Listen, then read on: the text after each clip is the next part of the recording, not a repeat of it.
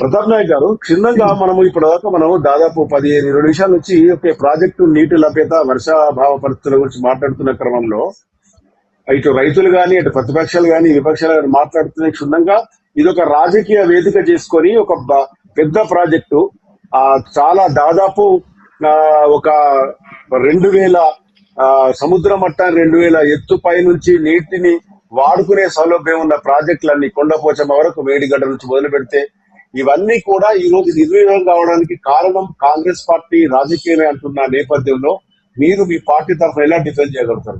ఇక్కడ చెప్పడం ఏంటంటే ముఖ్యంగా ఒక ప్రాజెక్ట్ కట్టినప్పుడు మినిమం ఒక 10 years ఒక 20 years సర్వీస్ ఇవ్వాలి.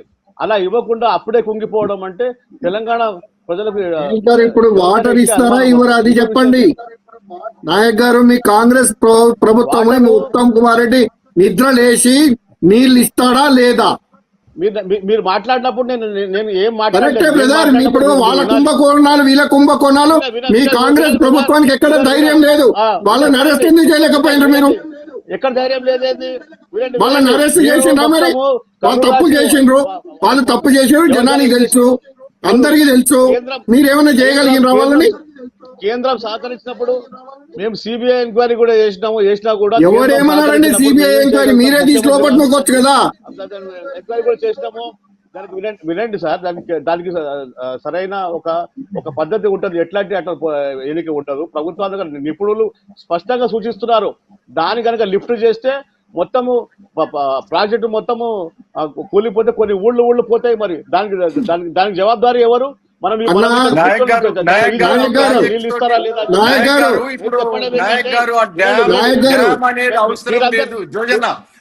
జోజిరెడ్డి గారు ఒక్క నిమిషం ఉండనన్నా. డ్యామ్ అనేది ఇప్పుడు మాట్లాడేవండి సార్. మీరు మాట్లాడినప్పుడు మళ్ళీ మీరు కుంభకోణాల గురించి దీని గురించి కాదు కదా మాట్లాడాల్సింది. ఇక్కడ మీరెక్కడో సిబిఐ అంటున్నారు. అవసరం లేదమ్మా. నీ దగ్గర ఇప్పుడు ఉన్న ప్రాజెక్ట్ ఏదైతుందో ఎక్కడైతే ప్రాజెక్ట్ ఆ ప్రాజెక్ట్ తోటి లేకుండా అల్టిమేట్ మల్టిపుల్ ప్రాజెక్ట్, అది ప్రాజెక్ట్ తో సంబంధం లేకుండా షట్టర్స్ క్లోజ్ చేసుకుంటే నీళ్లు మోటార్ పంపులకు వస్తాయి. ఉన్న షట్టర్లు క్లోజ్ చేస్తే 3 షట్టర్స్ 83 షట్టర్లలో ఇప్పుడు 3 షట్టర్లు పక్కకు పెట్టండి. మిగతా 80 షట్టర్లు ఓపెన్ చేసి పెట్టుకోండి. రోజు ఒక స్టోరీ చెప్పుకుంటా రైతాంగాన్ని ముంచుకుంటా చెప్తున్నారు. మీరు చెప్పిన స్టోరీ ఎవరు చెప్పలేదు సార్. నాయక్ గారు, నేను అనేది ఒక్కటే, మీ పొలం కాడ బావి కాడ నీళ్లు పెట్టుకుంటే ఒక పక్క పోతుంటే కట్టేసుకుంటే కూడా నీళ్లు తిరుగుతాయి. ఆ పరిస్థితి లేదా మీకు? మోటార్లకు తీసుకునే నీళ్లు ఎగ్జాక్ట్లీ అక్కడ ఎట్లాంటి ఇప్పుడు నిపుణులు, నేను ఇంజనీర్ని కాదు, నేను రాజకీయ నాయకుడిని కాదు, రైతుని. నేను పంపులు స్టార్ట్ చేసి చూపిస్తాను మీకు.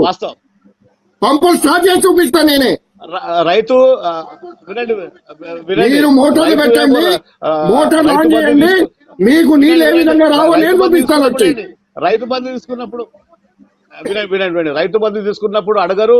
మరి రుణమాఫీ అయినప్పుడు అడగరు. మరి ఇట్లాంటి సమస్యలు ఎందుకు అడుగుతున్నారు రైతులు? నాకు రైతు బంధు వద్దు, రుణమాఫీలు వద్దా, మాకు నీళ్ళు ఇవ్వండి మళ్ళీ అడగండి రైతులు. ఎందుకు అడగండి? మీరు ఇచ్చే రైతు బంధు లేదు. నాయక్ గారు, రైతు అన్నట్టు ఎవరికి చేయి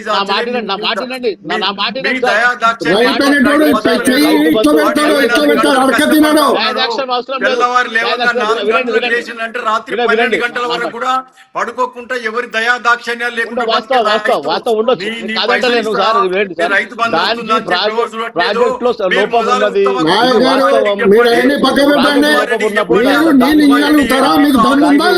నడిపించే అవకాశం లేదు.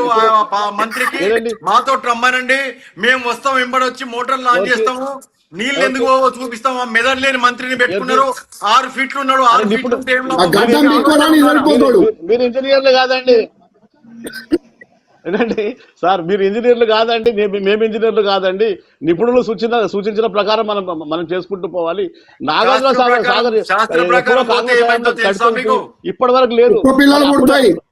శాస్త్ర ప్రకారం ఏమైందో తెలంగాణ శాస్త్రం తెలుసా మీకు? ఉత్తమ్ కుమార్ రెడ్డి ఏసీలో కూర్చొని రమ్మని చెప్పు. శాస్త్రాలు ఇవాళ వస్తాయి. ఎప్పుడు టైం ఇస్తావు ఇమ్మను, రేపు పొద్దున టైం ఇమ్మని చెప్పు. మేము కరీంనగర్ జిల్లా వినండి. వాస్తవ్యులం. మేమంతా కూడా కరీంనగర్ ఉమ్మడి జిల్లా వాస్తవ్యులం. మేము వస్తాం, అవును, మీకు సార్. మోటార్ ఆన్ చేస్తాం. నీళ్లు పోకపోతే మేము అవును, సార్. రాజకీయాలలో కాదు అసలు మీ నిపుణులు దగ్గర నిపుణులు వినండి సార్, నిపుణులు సూచించిన ప్రకారము ప్రాజెక్టు ఎవరికి ఏం తెలుసా? ఢిల్లీలో కూర్చున్నారు. ఢిల్లీకి వచ్చే వరకు మీరు రాసిన కాగితం వాడు చదివిపోయిండు. మీ నిపుణులు నాయక్ సాబ్, మీ నిపుణులు మేము ఇక్కడ ఢిల్లీలో కూర్చున్నాడు. వీడికి వచ్చే వరకు మీరు కాగితం రెడీ చేసిండ్రు. ఆ కాగితాన్ని చదివిండు పోయిండు వాడు, అంతే తప్ప వాడు ప్రాక్టికల్ గా ప్రాజెక్ట్ దగ్గరికి రాలేదు. చదువుడు కాదు సార్. ఇప్పుడు మనకు వినండి సార్, ఇప్పుడు మీరు సార్ ఒకటి దీనికి ప్రత్యామ్నాయ మార్గాలు చూసుకోవాలి తప్ప ప్రతిపక్షాలు అధికార పక్షాలు అది మొత్తం మల్టిపుల్ ప్రాజెక్ట్ అది. షట్టర్లతో అవసరం లేకుండా కూడా ఇప్పుడు నీళ్ళు వస్తాయి. నీళ్లు షట్టర్లు ఎప్పుడు అవసరం,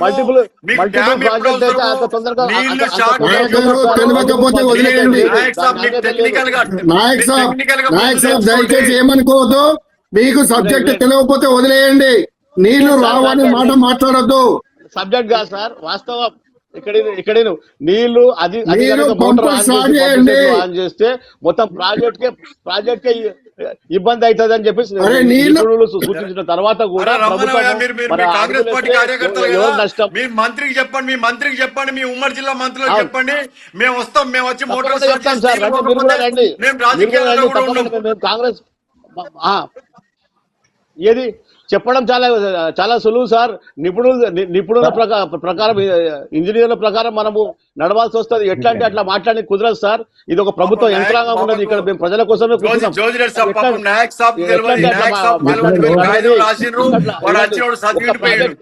ఒక ప్రాజెక్ట్ కట్టినప్పుడు ఆ ప్రాజెక్ట్ వాల్యూ కనీసం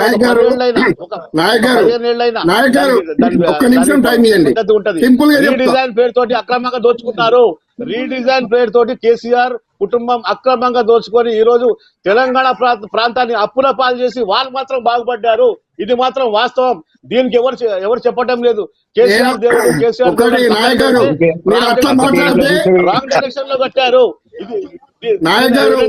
ఈ రోజు సబ్జెక్ట్ మాట్లాడకుండా ఇంకోటి మాట్లాడితే మాత్రం వేరే రకంగా మాట్లాడాల్సి వస్తుంది. ఇది మాత్రం వాస్తవం. వినండి, మీరు ఏమన్నారు ఇప్పుడు దోచుకున్నారన్నారు కదా. రేపు పొద్దున మీరు అసెంబ్లీ రద్దు చేయండి ధైర్యం ఉంటే. ఎవరు దోచుకున్నాడో, ఎవరిని కోట్లు వేస్తారో, ఎవరు గవర్నమెంట్ ఫామ్ చేస్తాడో దోచుకుంటే మేము మళ్ళీ ప్రజలు ఓడించారు కదా, దోచుకున్నారే ఓడించారు. మీకు